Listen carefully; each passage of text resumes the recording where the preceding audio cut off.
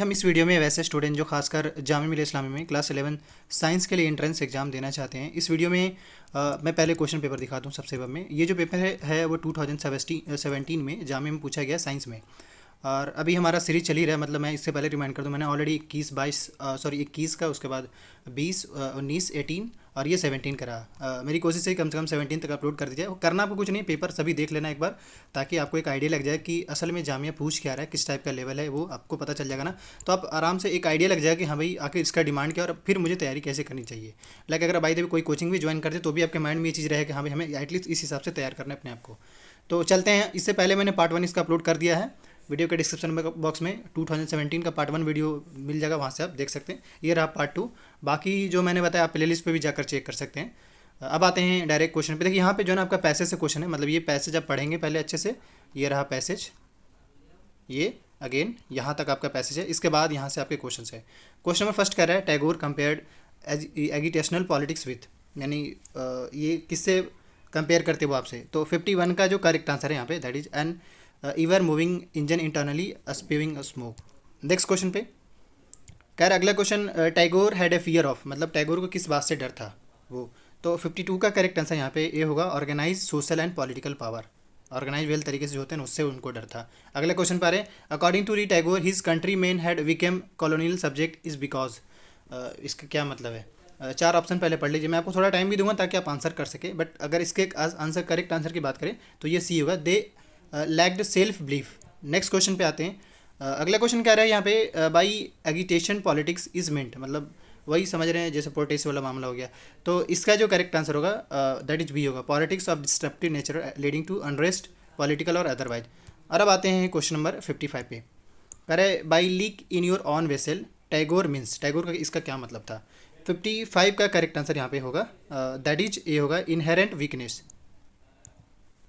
अब आते हैं क्वेश्चन नंबर 56 पे। यहाँ से क्वेश्चन नंबर 56 स्टार्ट होता है। यहाँ पे आपसे सिनोनिम पूछा जा रहा है, किसका, कंटेम्प्ट का सिनोनिम। सॉरी नहीं है, वो पूछा जा रहा है, कह रहे which of the following word is not a synonym of contempt.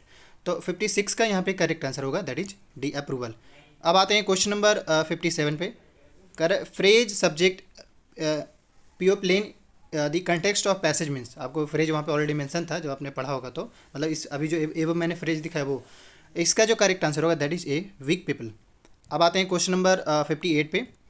कह रहे which of the following word is an antonym of seize. Seize का एंटोनिम क्या हुआ आपको बताना है इसमें से। 58 का करेक्ट आंसर यहाँ पे डी होगा, बिगिन। अब आते हैं क्वेश्चन नंबर 59 पे। कह रहा वर्ड राइफ स्टीफल्स मीन्स। 59 का करेक्ट आंसर यहाँ पे सी होगा, सफोकेट। नेक्स्ट क्वेश्चन पे आते हैं 60 पे। कह रहे which of the following story में से कौन जो है वो ट्रू है, वो आपको बताना है। 60 का करेक्ट आंसर यहाँ पे ये होगा, Tagore believe that the power and the source of sciences. अब आते हैं क्वेश्चन नंबर 61 पे। 61 का honesty is the best policy. Honesty जो होता है वो बेस्ट पॉलिसी एज माना जाता है। तो 61 का करेक्ट आंसर जो होगा यहाँ पे दैट इज ये होगा, असर्टिव सेंटेंस है। किस टाइप का सेंटेंस है वो आपसे पूछा गया यहाँ पे। अगला यहाँ पे भी वही है, मतलब किस टाइप का सेंटेंस वो कह रहा है, क्लोज द डोर। ये किस टाइप का सेंटेंस है वो आपको बताना है। 62 का करेक्ट आंसर जो होगा यहाँ पे डी होगा, इंपेरेटिव सेंटेंस। अब आते हैं क्वेश्चन नंबर 63 पे। कह रहा है why are you sounding so irritated. ये किस टाइप का सेंटेंस है वो आपसे पूछा जा रहा है। 63 का करेक्ट आंसर यहाँ पे सी होगा, इंट्रोगेटिव सेंटेंस। और अब आते हैं क्वेश्चन नंबर 64 पे। कह रहा है हाउ ब्यूटीफुली सी विंग्स। 64 का करेक्ट आंसर यहाँ पे बी होगा, एक्सक्लेमेटरी सेंटेंस। नेक्स्ट क्वेश्चन पे कह रहा है how long are you working here. 65 का करेक्ट आंसर यहाँ पे ये होगा, have you been working here's. और अब आते हैं, ये 65 हो गया। अब आते हैं क्वेश्चन नंबर 66 पे। यहाँ से रहा 66। कह रहा है यहाँ पे we spent an hour discussing for his character. 66 का करेक्ट आंसर यहाँ पे बी होगा, हिज कैरेक्टर। नेक्स्ट क्वेश्चन कर it is time for us to left, मतलब अब वक्त हो चला है कि हम लोग यहाँ छोड़ना चाहिए। तो 67 का करेक्ट आंसर जो होगा यहाँ पे दैट इज ये होगा, लिव। अब आते हैं क्वेश्चन नंबर 68 पे। कह रहा है there is no more room for you in this compartment. 68 का करेक्ट आंसर यहाँ पे सी होगा, no more accommodation. Next question यहाँ से नरेशन का क्वेश्चन है, मतलब 71 तक जो नरेशन का क्वेश्चन है। कह रहा है he said what a fool Tom is. आपको नरेशन में बताना है आपको। तो 69 का करेक्ट आंसर यहाँ पे होगा बी, यानी कि he exclaim that Tom was a big fool. Next question कह रहा है Geeta said I did not do it deliberately. 70 का करेक्ट आंसर यहाँ पे बी होगा, Geeta said that she had not done that deliberately. Next question पे कह रहे हैं यहाँ पे Mahendran would come again soon I assured them. So 71 का करेक्ट आंसर जो होगा यहाँ पे दैट इज बी होगा, I assured them that Mahendran would come again and soon. Next question पे यहाँ पे अगला जो देखिए यहाँ पे कह रहा है specify sentence of question number इतना, मतलब 72 से 75 का स्पेसिफाई करने यहाँ पे कह रहा है they will have been building the house, ये किस टाइप का सेंटेंस है वो आपको बताना है। 72 का करेक्ट आंसर यहाँ पे सी होगा, फ्यूचर परफेक्ट कंटिन्यूअस टेंस। अब आते हैं अगले क्वेश्चन पे। कह रहे हैं my father loves talking coffee every morning. 73 का करेक्ट आंसर जो होगा यहाँ पे दैट इज़ डी होगा, नन ऑफ द अबव, इनमें से कोई नहीं है। और अब आते हैं क्वेश्चन नंबर 74 पे। कह रहा है she had been writing a letter, वो मतलब सिंपली, तो ये किस टाइप का सेंटेंस वो आपको बताना है। 74 का करेक्ट आंसर जो होगा यहाँ पे दैट इज सी होगा, पास्ट परफेक्ट कंटिन्यूअस टेंस। और अब आते हैं क्वेश्चन नंबर 66 पे। यहाँ से 66 से स्टार्ट हुआ। कह रहा है यहाँ पे he interpreted the Indian philosophy of life, किस टाइप का सेंटेंस है वो आपको बताना है। 75 का करेक्ट आंसर होगा यहाँ पे सिंपल पास्ट टेंस। और अब आते हैं अगले क्वेश्चन पे। यहाँ पे कह रहा है इसरो के बारे में, कह रहा है ISRO on the 5 February 2070 was successfully launched PSLV 37 rocket which put in it orbit. कितना रिकॉर्ड बनाया था, कितने का, तो मेरे ख्याल से आई थिंक ये होगा बी, सी होना चाहिए 104। 76 का जो करेक्ट आंसर होगा वो सी ही होगा 104, मतलब 104 रॉकेट लॉन्च किया गया था उस टाइम पे। अगला क्वेश्चन करें when A gas is turn into liquid the process is called, वो इस प्रोसेस को हम क्या कहते हैं, ये प्रोसेस क्या कहते हैं। 77 का करेक्ट आंसर ये होगा कंडेंसेशन। अब आते हैं अगले क्वेश्चन पे। करें सगुन is a web portal of, सगुन एक तरह का वेब पोर्टल है, वो किसके लिए है, किस चीज़ के लिए है, तो 78 का करेक्ट आंसर जो होगा यहाँ पे एलिमेंट्री एजुकेशन के लिए है। नेक्स्ट क्वेश्चन यहाँ पे ये जीके का क्वेश्चन है, देख लीजिए किस टाइप से पूछा जा रहा है। करें Mohiniyattam dance originally develop in which state. 79 का करेक्ट आंसर जो होगा यहाँ पे दैट इज केरला में, केरला से एक क्वेश्चन पूछा जाता है डांस को लेकर। अगला क्वेश्चन कह रहा है सौर उजाला योजना लॉन्च दी in Chhattisgarh by PM Narendra Modi related to, Saur Sujala, हालांकि सौर उजाला होना चाहिए था बट स्टिल। 80 का करेक्ट आंसर जो है यहाँ पे सोलर इरिगेशन पंप। अब आते हैं अगले क्वेश्चन पे। RBI कब इस्टेब्लिशमेंट नेशनलाइज हुआ था, sorry reserve bank of India nationalise कब हुआ था, किस साल में अगर इसकी बनने की बात करें तो 1935 में हुआ था। 81 का जो करेक्ट आंसर यहाँ पे, मतलब जो ब्रिटिश के टाइम में ये बना था तो ये 1935 में बना था, बट नेशनलाइज की बात करें तो ये हुआ 1949 में। अब आते हैं क्वेश्चन नंबर ये आपका 82 पे। कह रहा है in Indian governor of the states are appointed by, governor किसके द्वारा अपॉइंट किया जाता है, ऑब्वियसली आप अवेयर होंगे, करेक्ट आंसर जो यहाँ पे सी होगा प्रेसिडेंट। और अब आते हैं क्वेश्चन नंबर 83 पे।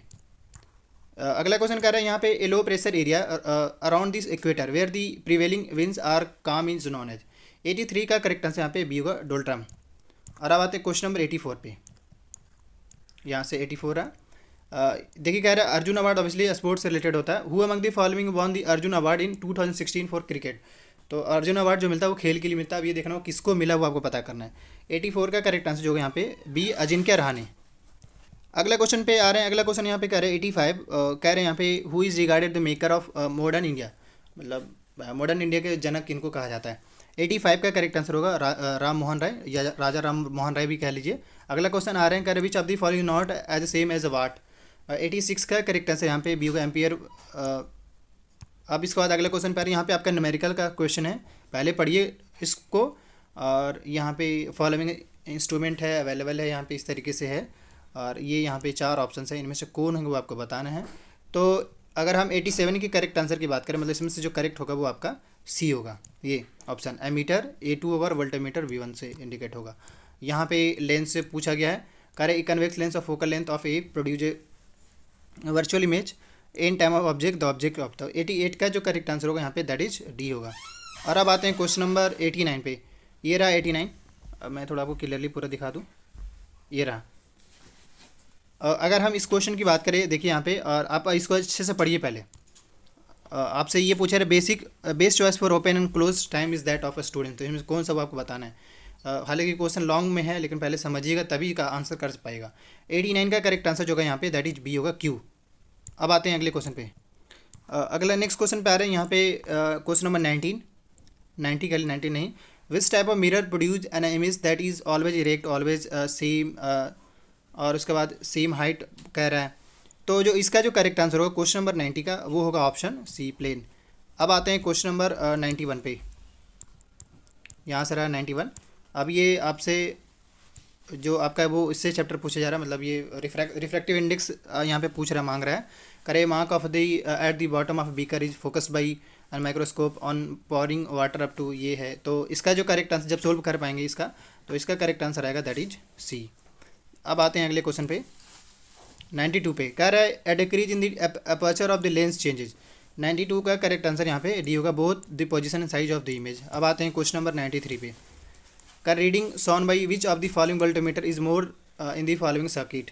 93 का करेक्ट आंसर जो होगा यहाँ पे दैट इज ए होगा। अब आते हैं क्वेश्चन नंबर 94 पे, fuse wire in the house hold connection is in. 94 का करेक्ट आंसर जो होगा यहाँ पे दैट इज ए होगा, सीरीज में होगा। अब आते हैं क्वेश्चन नंबर 95 पे, यहाँ पे सर्किट, ये सर्किट है डायग्राम में देख लीजिए इसमें, और बस आपको बताना है कि इसमें से कौन क्या है। तो 95 का जो करेक्ट आंसर होगा दैट इज ए होगा, यानी कि 1 जो है वो सर्किट में और ए, और 0 जो वो सर्किट इसमें होगा। आते हैं क्वेश्चन नंबर 96 पे, करे फंक्शन ऑफ रियोस्टेट का जो फंक्शन क्या होता है वो आपको बताना है। तो 96 का जो करेक्ट आंसर होगा that is A, to control current in this circuit. Question number 97, which of the character of light remains unaltered on the refraction. 97 का करेक्ट आंसर यहाँ पे दैट इज बी होगा, फ्रीक्वेंसी। नेक्स्ट क्वेश्चन पे 98, correct the human eye can focus object at a different distance by adjusting the focal length of the eye, this is due to, इसे हम क्या बोलते हैं। 98 का करेक्ट आंसर जो होगा वो फायर साइटेडनेस होगा। और अब आते हैं लास्ट क्वेश्चन पे दैट इज 100।